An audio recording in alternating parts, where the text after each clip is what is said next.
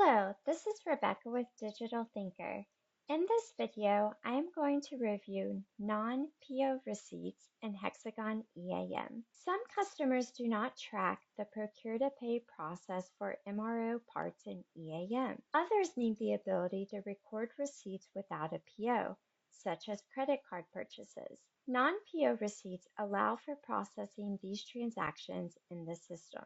Let's start by navigating to the non-PO receipt screen, which is available from the Materials menu under Transactions, then Non-PO Receipts. First, enter a description of the non-PO receipt.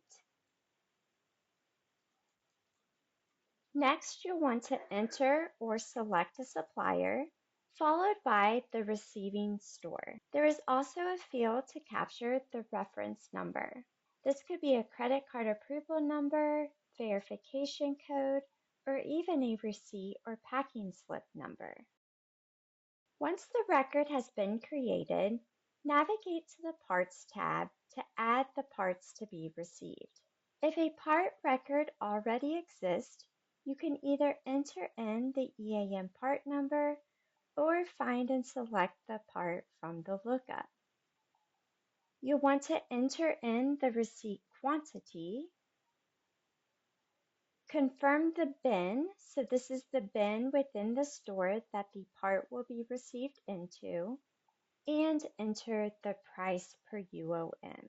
If a part record does not already exist in EAM, you can create a new part by selecting Actions, then Create Part.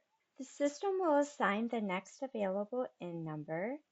Then you can enter the description of the new part.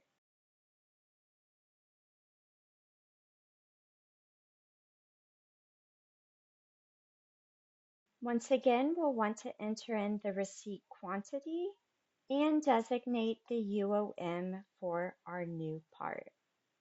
Then you can enter or select the bin to receive the material into and capture the price per UOM.